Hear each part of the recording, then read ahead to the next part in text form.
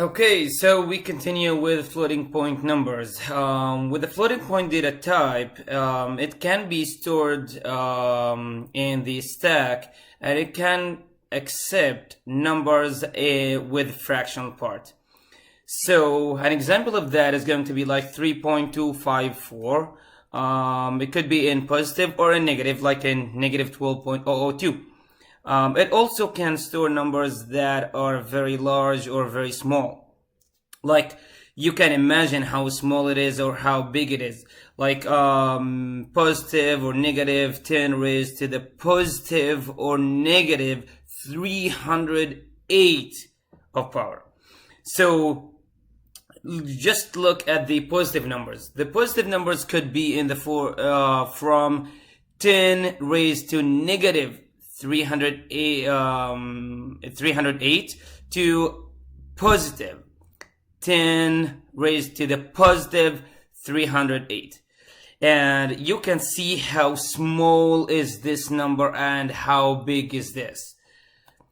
So now we say in what form they're going to be stored. They're going to be stored in the scientific notation. If you don't know the scientific notation, it's going to be the number only one digit before the floating point, like this one.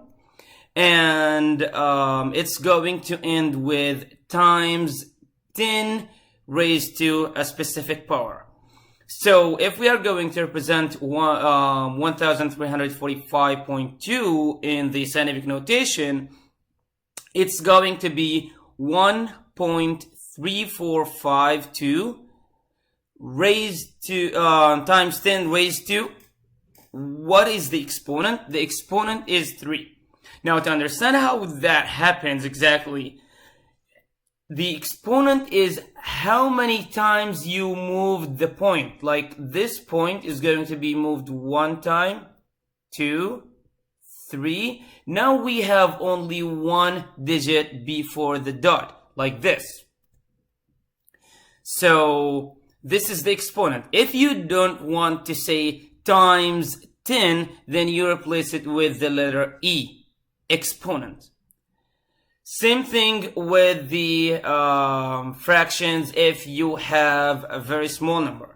So if we have 0.00057, then you have to have a digit that is not 0. One digit that is not the 0 before the dot. How would you have that? So the only digit that is not 0, the first digit that is not 0 we can find is the 5. So we are going to move the 5 how many times? 1, 2, 3, and 4. So that becomes 5.7 E, or times 10 raised to the power. But depending on what direction. So in this one, we were moving the dot to the left. When you move it to the left, this becomes positive. Now we are moving the digit to the left, or in other word, the dot to the right. If you're moving the dot to the right, then that becomes negative, negative 4. So generally, if you're moving the dot to the left, then that exponent is going to be positive. If you're moving the dot to the right, then that exponent becomes negative. And the number of moves is your exponent. So here's some examples. So 25.46 in scientific notation, that is going to be what? That is going to be, we are moving the dot to the left. So that is going to be 2.546 times 10 raised to the power 1, because we moved it once. And usually we don't write the 1 if it's only 1. Any other digit we would do that. We would write that down. Same thing in here, 0.0045. Then we are moving the point to the right. Then we know the exponent is going to be in negative, but we are going to see what that exponent is going to be. So that is going to be 4.5 times 10 raised to, we moved it once, twice, then 3 times. Okay, so that is going to be negative 3. Negative 3. Let's make sure that we get that right. Now, if you want more details on how this is being done, this is not in C++. This is simply math. So if you want to know more about how the scientific notation being converted to fixed notation or vice versa, then go to this link. You would find someone explaining that thoroughly to you.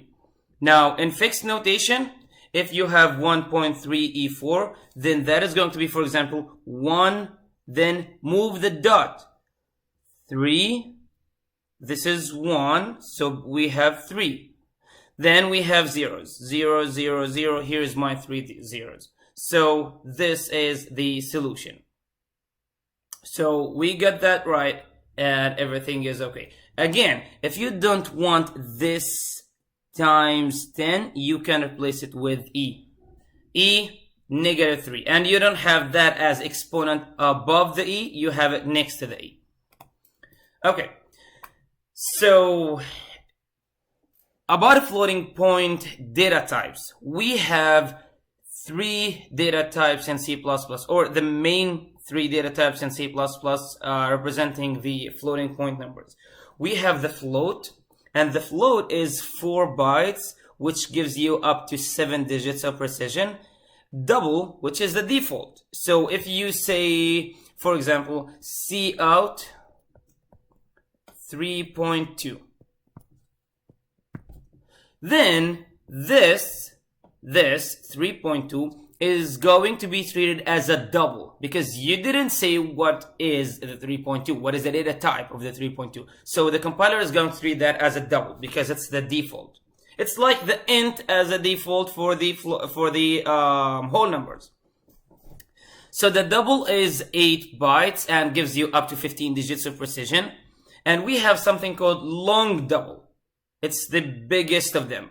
So that gives you up to 19 digits of precision. And I want you to make sure that you understand the digits of precision, because in the next example, you would see how important is defining our variable with the appropriate type.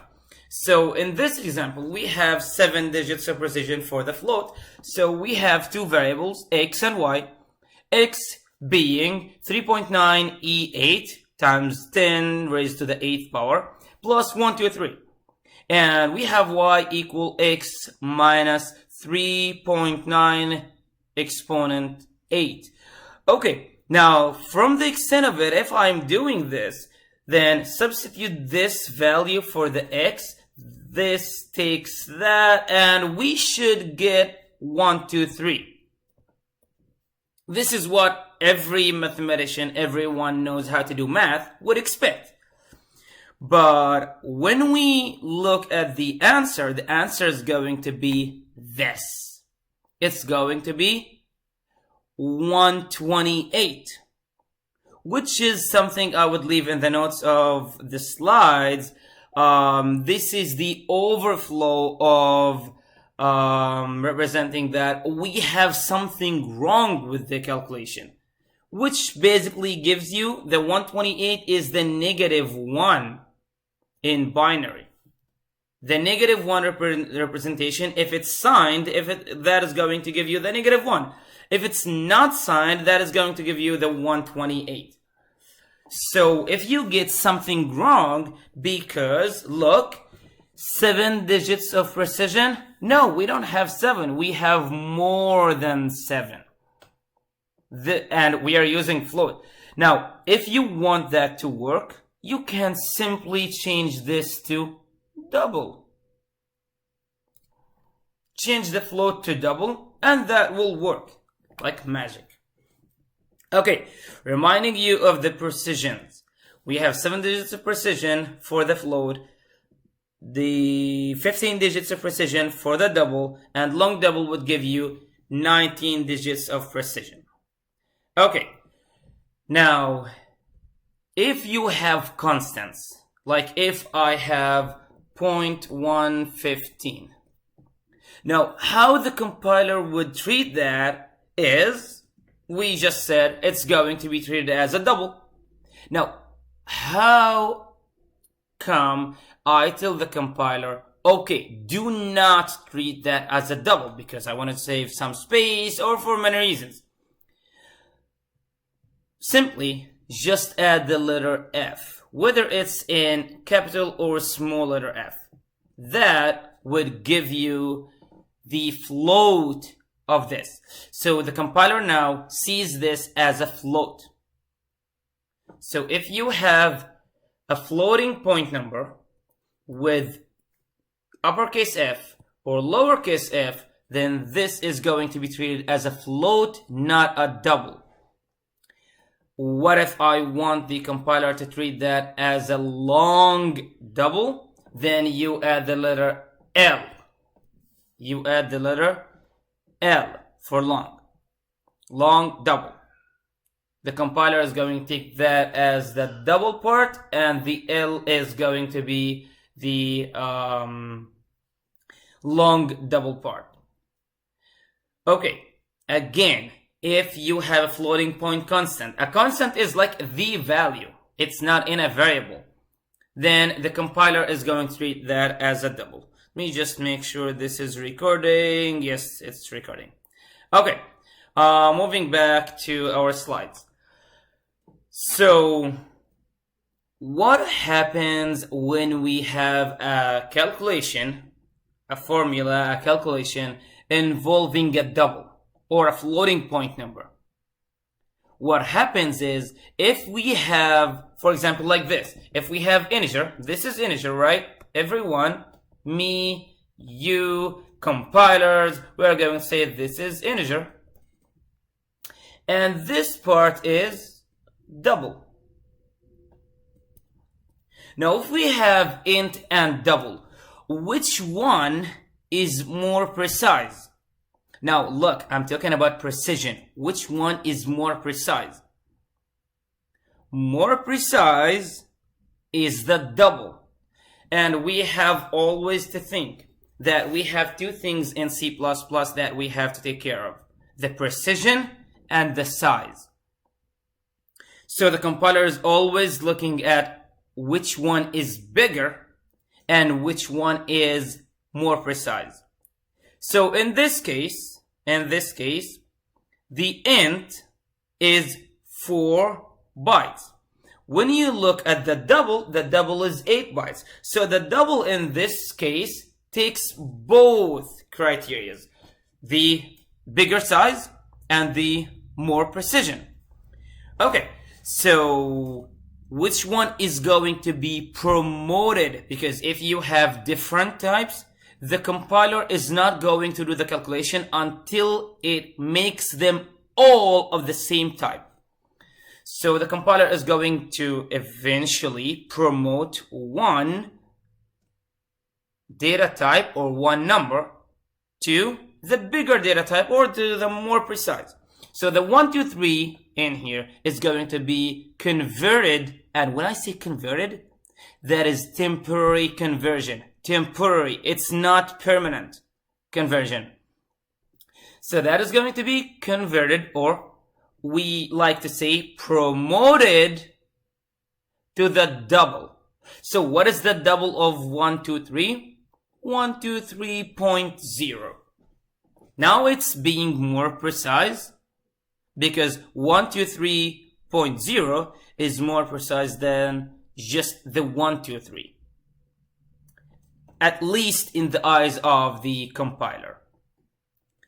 Okay, so this is going to be converted to a double. So now we have 123.0, and the 123.0 is a double. Double plus double. Okay, we are good. We are good. Now, okay, but wait a second. This is float. This is float. Why the compiler is going to promote the 1, 2, 3 to a double, not a float. Yes, they are equal in size, the float and the integer. Both are 4 bytes, but the float is more precise, so the float wins. The 1, 2, 3 is going to be promoted to float, right? No, it's going to be promoted to a double because the promotion only happens to the default data type, and the default data type for a floating point number is double. The default for a floating point data type is double. Okay, so let's see another instance of automatic promotions. And as I said, it's only temporary. When you're done, everything is going to stay the same. For example, if I have int I equal 5 and double D equal 1.5 and ants is of type double. So if I have ants double D double I integer, then obviously the integer is going to be promoted to double. So I is going to be promoted to double. We have double and double in a calculation, then we can do that. So the 1.5 times the 5 promoted to double to become 0.0. So that gives you 7.5.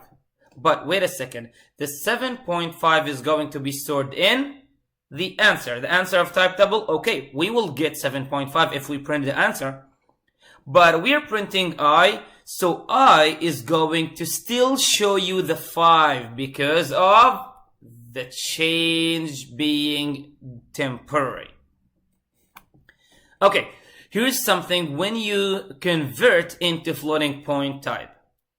So we have 2 types of conversion, something we call implicit conversion and something we call explicit conversion. So into floating type, int, the integer, to floating type, it's going to be okay always because you won't lose data. You won't lose data how? Because the floating point type is more precise than int, and when you change into floating point type, you make it more precise, which is fine. So double D equal 5, there is a promotion happening in here. The 5 is going to internally, implicitly convert to 5.0, and it's what's going to be stored in D? The 5.0. Okay, so if you go back to English 98, 101, you're going to find the definition of implicit and explicit. Implicit, a meaning that is not directly communicated or expressed. However, the explicit means fully and clearly expressed. So you do that explicitly and you leave nothing unclear. We are going to see how that happens in C++. So, for example, this was the example of having automatic promotion, automatic conversion, implicit conversion into floating type, which is okay to the compiler. But when you do that, when you do floating point type to int, you will lose some data. Why? Because it's going to only take the whole number part, the int part of it, to store it in I, right? Then you lose this. When you lose this, the compiler is going to give you a warning. Warnings are good because, as written here, they keep us from stupid mistakes. Because what if I changed that without knowing, because I was fast typing, fast thinking? Then the compiler is going to warn you about it. Are you sure you're doing this? If you're sure you're doing this and you don't want to see warnings, then you should do the explicit conversion. So let's see the example here. So we have I as int with the value of 5, ans is going to be as int. So if I do double 1.5, so 1.5 times I, which is the 5 being promoted to 5.0, then the answer is going to store. Is it going to store 7.5? The answer to this is going to be 7.5. But ans of type int, which means what's going to be stored in ans is only the whole number part of it, the one before the dot. So that will show you 7, not 7.5. Okay, talking about explicit conversion, if you're sure that this is what you want and you don't want to see warnings, then you should do explicit conversion. The explicit conversion is static cast. We are saying that we are static casting, we are casting. So casting in C++ means converting something to another thing. For example, converting the value of D from double, the value, look, the value, because this is going to be untouched. When you are done with this statement, D is going to be untouched. You just retrieve the value from D, used it to convert it to int, and stored it in int I. So what you're doing is converting from the value, so the value is going to be in parentheses, the data type you're converting to is going to be in angle brackets, so this is from, and this is to. So that tells the compiler to read the value from D, change it to an int, and then assign it to I. And here no warning will show up on your screen, because the static cast tells the compiler that you know what you're doing, and you know information will be lost, and you are okay with that. Okay, that's it. Repeating that for the millionth time. The D value is not going to be touched. It's just going to be retrieved and used, not changed. Okay, so with the explicit conversion, remember when I said int over int gives you an int answer? So when we do cout 1 over 2, that gives you in math 0.5. But since we are talking about int divided by int gives you an int answer, so you will only take the int part of it, the whole number part of it. Then that outputs the 0. Now, easy fix was adding the dot 0. Remember when we get the average of two numbers? We get now the 0.5, the full 0.5, because int divided by double, that gives you a double. Okay, that's good. But what happens if we have a variable? A variable like this, number of students or total score. If this is int and this is int, eventually the answer is going to be int. But it's not a great idea to have average of int. We use averages always to get the double value of it, like floating point number. It doesn't make any sense. To say, okay, I have, for example, test scores. The average is 80. The average total scores in my class is 80, and I have 30 students. So that would give you 2. That would give you 2 as the average. But wait a second. So I have total scores, if I have 800, that would give you like 20 or something like that. this is wrong, because usually if I do 5 divided by 4, I should see if this is my average. My average is always going to be in double, or this is what I expected. Average means percentage. Percentage, I'm looking at something in floating point numbers. So that should give me 1.25. Okay, so if you did that, then you would get only the 1. You would lose the 25. Okay, what to do then? Here comes the explicit conversion. The explicit conversion. So if you looked at this, you explicit convert any of them, this or this, to double, then the compiler is going to give you a result of double. The result of double.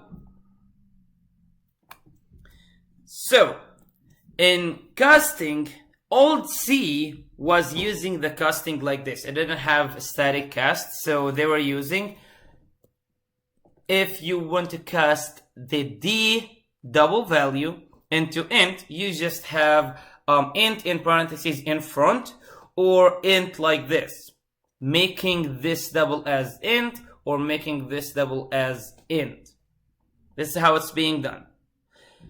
Both are going to work fine, but the safer way to use it is this. And especially because I want you to get used to static cast, because eventually in CS132 you're going to use that dynamic cast, which is something different. Okay, so let's talk about most common commands. We have num equal num plus 1. In C++, because I believe we are lazy people, we prefer having shorter versions. So num equal num plus 1 becomes num plus equal 1. This is the shorter version. This is the shorter version. And even there's a shorter version than that. You can do that with every mathematical operation. Like if you have times, you can replace that with times. If you have division, you can replace that with division, and so on. That is going to say, okay, num equal num plus 1. That is being shortcutted to be num equal. Take that before the equal, the assignment operator. Num plus equal 1, which is adding 1 to num. Same thing with all these. Divided. This is dividing the num by a specific value, and so on. Okay, so how should we shorten something like that? If we have double price equal 50, discount 20, and tax being 5. So if I have this, and this is something good, that would give you the actual amount, the answer is 35. So is it a rule that I should take this price in here and say, okay, price, okay, I have a match, then take the sign and put it before the equal, and the answer would be fine? The answer to that is, I give you 5 seconds, think about it. It's not going to give you 35. It's going to give you, however, 25. Why 25? Think about it. What you're doing is you always finish handling the right-hand side, which is this one. So this one is going to be the discount plus tax, which is going to be 25. Then price, now you have price minus equal 25, which means deduct 25 from the price, subtract 25 from the price, that would give you 25. But the actual answer should be 35. How could we do that? We can do that in one of two ways. we can change the signs by doing this. Price plus equal tax minus discount. Okay, let's do that. Tax was 5 and discount was 20, right? Yes. So tax 5 minus discount 20, that gives you the answer of minus 15. So price plus minus 15, which is 15 minus 15, okay, 35. Let's take a look at this, which is pretty much the same thing if you know math. So minus discount minus 20 plus tax, which is 5, that gives you 15 minus 15. And negative 15 plus, added to the price, that gives you also 35. We got it. Okay, so we have something called the unary operator minus, or the negate. I usually call it negate. Negate because you negate the number, the variable you have. So if I say num equal, and notice where is the position of the minus. It's after the assignment operator. After the assignment operator. So if it's after the assignment operator, it's not subtraction, it's negation. It's negation. It's like you doing multiplied by negative 1, which is going to convert whatever you have to negative, or negation to whatever you have. So if you have 5 and you do negate num equal negate num, then num is going to be negative 5. Then negate num, I have 5, change the sign. So this is basically, simply put, changing the sign. Change the sign back, 5. Let's look, negative 5 and 5. We're good. Okay, so are these the same thing? And by the way, this is going to be in your test. This is going to be in your test. Okay, so if we have something like that, and always look and notice where is the negation, or where is the sign? Where's the negative sign? Is it before the assignment operator or after? Before or after?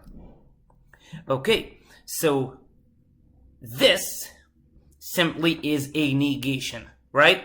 This simply is a negation. So that becomes negative 5. But this is not a negation. This is a subtraction.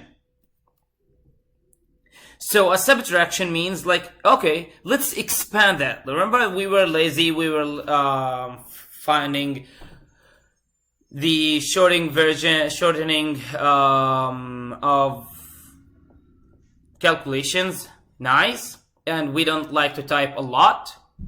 Okay, now that comes in handy if we want to understand how that works. Okay, this is num equal num minus num. Num minus num, that definitely give you 0. So num eventually going to be big 0. See that? Because of the position of the negative sign or the minus sign. Okay, and this is the explanation of that. Okay, so now we know this is being shortened to this. Now remember that we are lazy people in nature mostly. We like to shorten things. Okay, shorten things more, and only for the 1. If we are adding 1 or subtracting 1. This becomes num plus plus. But there is a big hustle comes with this. Where is the plus plus positioned? Is it after the variable or before? And this is going to make a huge difference. This is why we have something called pre and post. And if we have plus plus, then we call it increment. Pre-increment. Pre-increment is having the plus plus before the variable. What that means? It means if it's pre, then I add, if it's plus plus, I add to the variable 1, then execute the operation. The operation I have in here is cout, printing something. So if I have I equal 1 and I have plus plus I, then add 1 and wait a second. You have to know this. The change if I use the plus plus is permanent. The change is permanent if you use the plus plus or the minus minus. So if I print this, that is going to display 2, as it says here. And so we added 1 to the I, then displayed I, which is 2. So if I printed I, that should display what? Display the new value. Look at the post increment. So if I have the plus plus, then I do the operation, then the addition. If the plus plus before, then I do the addition, then the operation. Addition first, addition second. So the operation is printing I, then add 1 to I. So printing I, printing 1, then add 1 to I, that becomes 2. So if I printed I, remember that the change is permanent. The change is permanent. So that is 2. Okay, the pre is the same thing but with subtraction. So if I have 1 and I have plus plus before the variable, then what I do is first add to I, this is subtract. Subtract from I, then display. Subtract from I, subtract 1, becomes 0. When that becomes 0, I display 0. Post decrement, I subtract secondly. But firstly, I do the operation. The operation is printing I, printing 1, then subtracting 1 from I. So if I printed I again, that gives me a 0. Okay, so what should be the output to this? What should be the output to the whole thing? So the output, and what is the final num? So let's do it together.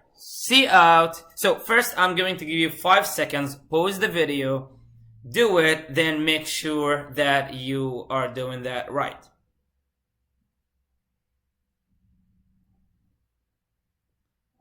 Okay, now you played the video again. Let's see. We have num equal 5. So we have a post increment. Post increment, post means that becomes secondly. So what I'm doing firstly, I'm printing cout num. Okay, couting num, then this is 5. The result of that is 5. But make sure that when you added the plus plus, that it changed the num permanently. So when I print that, that prints 6. Then you did minus minus num. So this is pre-decrement. Pre-decrement, first do the decrement, then print. Doing the decrement, this is becomes 5, then printing the 5, here is 5. Then we have a post increment. Post means I print first. So I'm printing the 5. Then this is adding 1. So the final value of num is 6. Let's see that. Okay, 5, 6, 5, 5, then 6. 5, 6, 5, 5, then 6. Okay, we are good. Okay, so what's the difference between the plus equal and the plus plus? The plus equal can be used with any amount. You can do plus equal 5, plus equal 1, plus equal 15, plus equal 17, whatever you want. That adds to the num. And it could be done with any operation, not only the plus. It could be plus, minus, division, multiplication, and modulus. However, the plus, it's always adding 1. If you have minus, then always subtract 1. So the plus also can be before or after the variable, which gives you different effects, and we have just seen that. So this is different than this. This gives you something different than this. If accompanied with an operation. However, if I'm just doing, if my statement is this and this, there is no difference, because this is adding 1 to num, but there is no operation to say post or pre. This is adding 1 to num. There is no operation adding executing the plus before or after. So this both those things having the same effect if they were alone like this.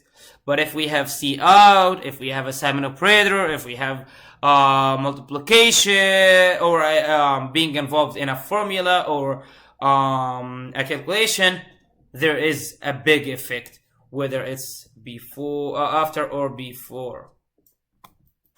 Okay, where does that come in the precedence table? In the precedence table, the plus and minus of the post comes along with the static cast after the parentheses and before the pre and the negate operator.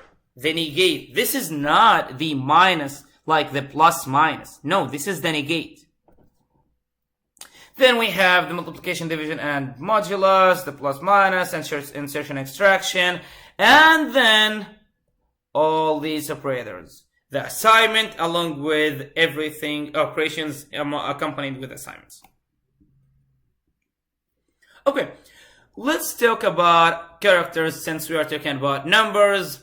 Why do we talk about characters when we talk about numbers? Because the character is related to the integer type. So the character does have a strong, intimate relationship with the integer type. How so? So every character in the whole world, is being represented by an integer, by a whole number. So for example, this A is going to be represented by 97. However, this A, uppercase A, is going to be represented by 65. And so on. I'm going to show you the table of all these things. So, if you're saying that they're represented by a unique number, every character, every alphabet, every special character, every digit is being represented by a special encoding. What kind of encoding we have? We have two main types of encoding for these characters. One is the ASCII. The ASCII is 128. The 128 is going to be the alphabets, the special characters, and the digits. And special operations like delete, space, and so on. And we have another type of encoding, which is the universal encoding. The universal encoding. Most of you have seen maybe UTF. This is the universal encoding. This is encoding not only the English alphabets, encoding every alphabet in the whole world. Every alphabet in the whole world. along with every symbol in the whole word. Or pretty much we can say so. So this one is going to use only 8 bits, 1 byte.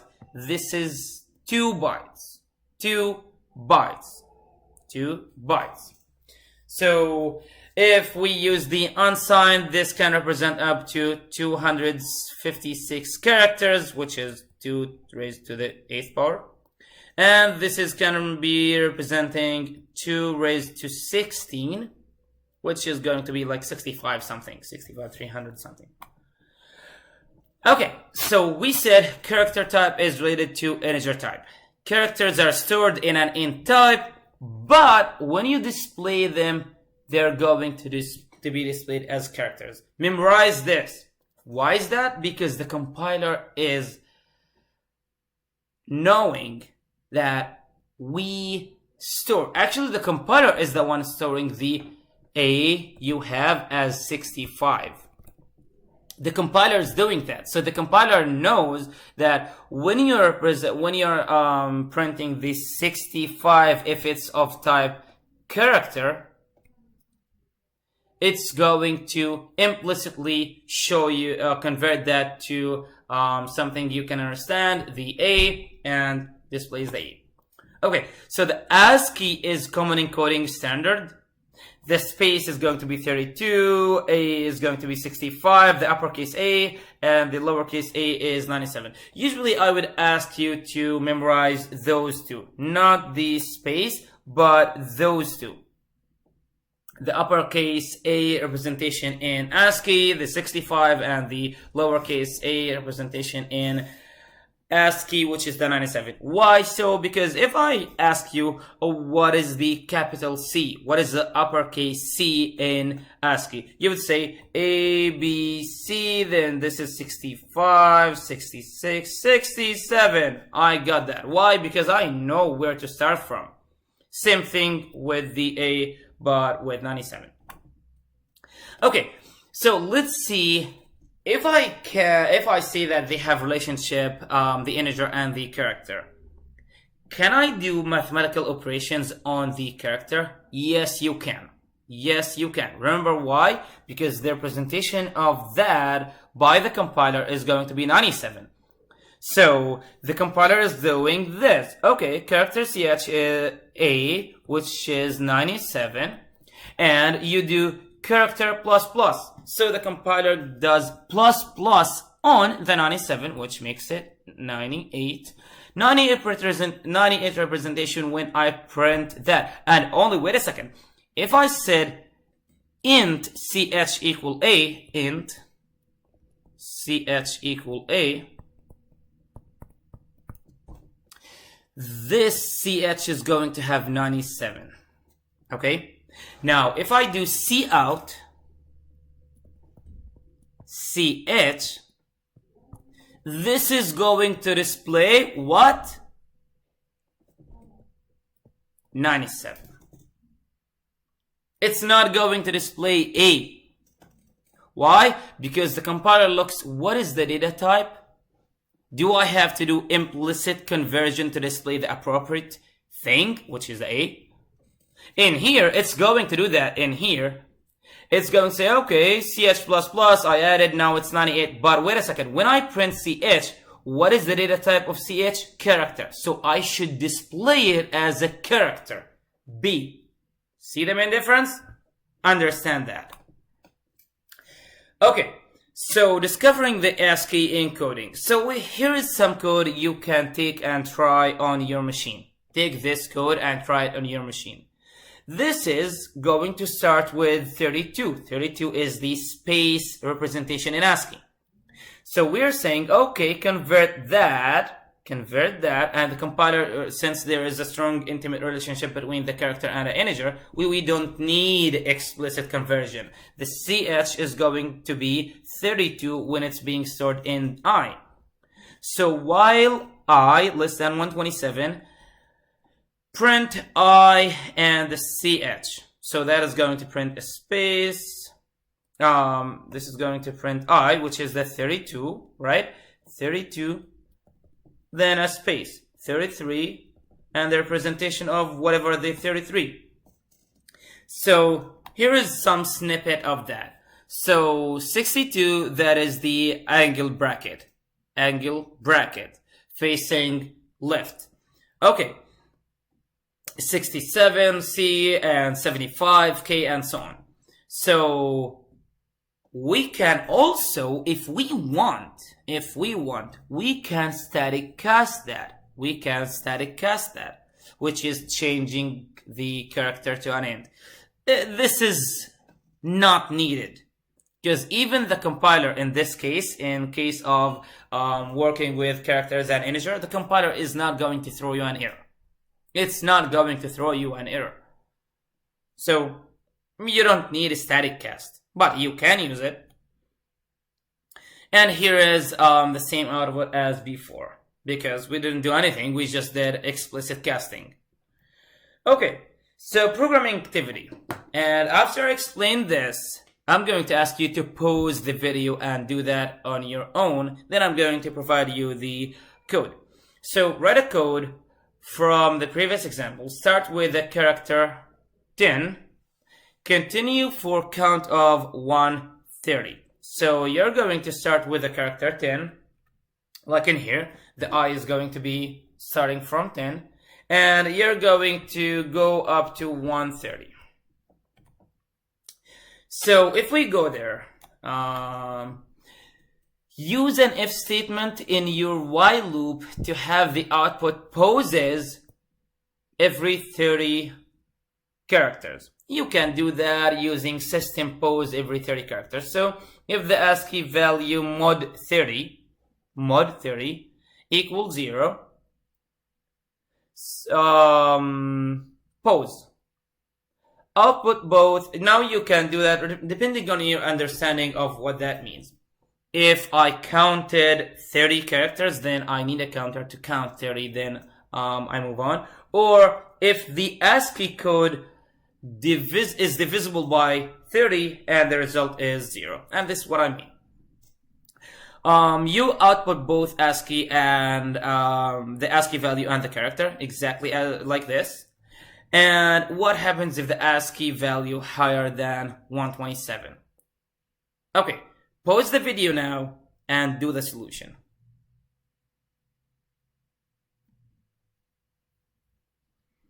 Okay, here's the solution. I'm going to go copy that from my slides. Okay, here it is. Copy that. Take it to the Visual Studio, and I'll run it. So this is the output. This is going to be the output.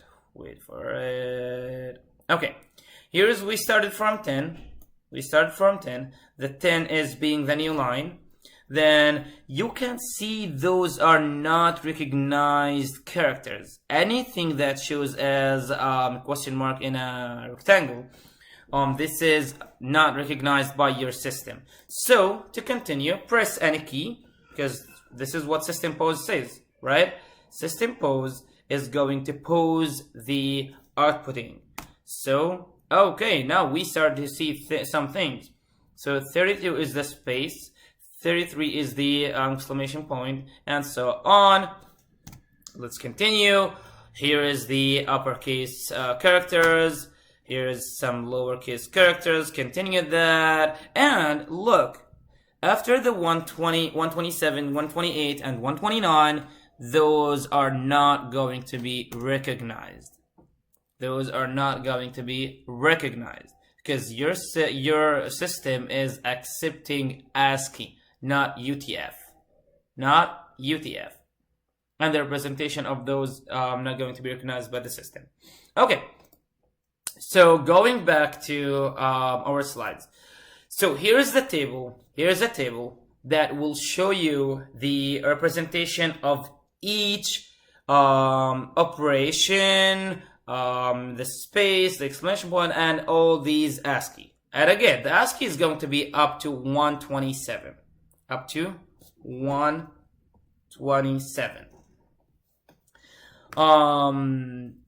Okay. Remember that sometimes we need clarity in our code. So if you are looking for clarity or documenting your code, you need constants. Constants like what? A constant is something that cannot be changed. So if I say int num equal 5, I can go and change 5 anytime that is going to be stored in num. But the 5 itself is constant, the 5 itself, because if 5 represents 5 apples, for example, you cannot say I have 5 apples, and I would say, okay, you mean 1, 2, 3, 4? No, 5 means 5. Okay, this is why we say it's literal integer, constant. But num is a variable. I can store anything in num. And I can visit num again. I say num equal 15. No, num is 15. Num equals 17. No, num is 17. So num is a variable. A variable, something that can change. Now, if I want to make it constant, I have to understand the concept of the constant variable. Constant means unchanging. Or the meaning of it in C++ or in programming languages is a named value. A named value. I set the value for the first time, and then I use the variable as kind of representation of what that value means. And I cannot change it, by the way. I cannot change it. So, how to create a constant? Use the keyword const. Use all capital letters. And if you have more than one word, separate them with underscore. And you must give the value to that variable, or no, it's constant variable, so it's not a variable anymore. Variable means changing. You give it the value at the creation time, which means initialize it immediately. So const double the type of my value, and here is how I write my constant variable, city text percentage equal 0.04. Now, when I use it later in my program, I use the value name. I don't use the 0.04. I'm going to give you some reasons why you should use constants. One, to document your program. Document like what? If I show you this, and I say city text equals 16.75 times hours, all this times 0.04. I throw you some numbers, but you don't know what those numbers mean. So 16.7, what is that? 16.75. What is the 0.04? Now, if I show you this again, now you would know I have hourly pay, the 16.75, I have it as a constant because it's constant for everyone. I'm going to use that for every employee, right? So times the hour that employee worked, and all that times this city tax percentage. Now I know what this is. Not just throwing me some numbers. And one more reason is for clarity. Clarity is like what? If I have 40 stores and I have 40 as a maximum hours a person can work. Now if I say this, num stores equal 40, max hour equal 40. Now if I say I have x equal, or something like x equal 40 times 3.2. Now can you know which 40 I mean? The 40 stores or the 40 maximum hours a person can work? No, you won't. But if I say num stores instead of 40, now that I know number of stores times 3.2. That is adding more clarity to your program. So also error prevention. Error prevention like what? The most famous example is using pi. Using pi, if you use pi in your programs, sometimes, and if you have sensitive calculations, sometimes if you're fast typing, you would type, instead of 14159, you would do 3.15149. And this is different. This is not this. So because you mistyped something, all your calculations would be wrong. However, if you have this as a constant variable like this, and then you mistyped the variable name, the compiler will catch it and would give you an error. So you would go back instead of typing, because the O on your keyboard is next to the I. So you were fast typing, instead of doing PI, you did PO. The compiler catch it and give you an error, and even gives you the line where you did something wrong. You go to that line and you would say, oh, okay, I know, I should have written the PI, not PO. Okay, so in your programs, from now on, you're going to lose points if you have literal numbers in your program. Like this. I don't want you to throw me some numbers and say, okay, here's my number. No. Instead, if something is going to be constant for every calculation, like for every time I would multiply the hours by the hour pay rate is going to be not 16.75. I'm going just to do that using the hourly pay. Same thing for the city tax percentage. Okay, now we are done. But I want to give you something like as extra practice. I'm going to ask you to do a change counter. This is actually extra practice. You don't have to do it, but you can do it and get extra points. I'm going to add that on Canvas as extra points. Even though I'm going to give you the answer to that, I give you the solution, but I want to make sure that you practiced. And you would get like 1 or 2 points of the extra credit because you practiced, which is good. So, write a program that will calculate the value of some coins. Your program will need to ask the user for how many quarters, dimes, nickels, and pennies, and I gave you the value of each of these coins, and you would calculate the amount in dollars, and the amount should be a double amount, a double value. Okay, so one answer could be this. No. We're almost done, so I don't mind discarding this and go to copy the whole thing in here. And by the way, since we do not work on Visual Studio 2017, I would remove that. And when you get the version, this version of this code, you would see me removing this. Okay, I'm going to remove it in front of you. Okay, now you're good. Let's move this in here. Okay, now you're good. Okay, so that should work. So let's try that.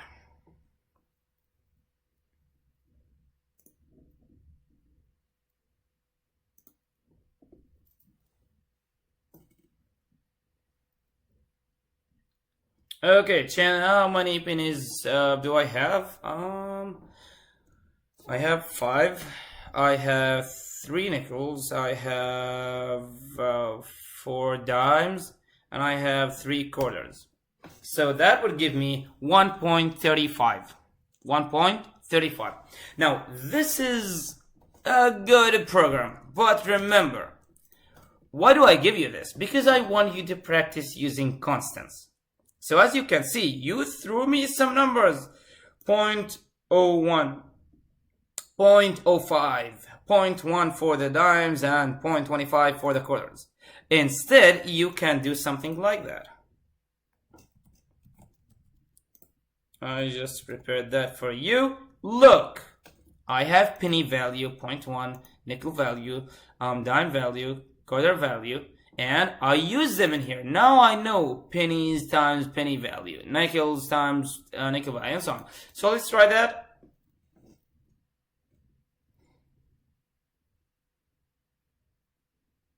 Okay, enter the number of pennies. Oh, let's say 5, 4, 3 dimes, and 3 quarters. That gave me 1.3. That gave me 1.3. And that is good. And let's see. And the total again. The total is going to be of type double.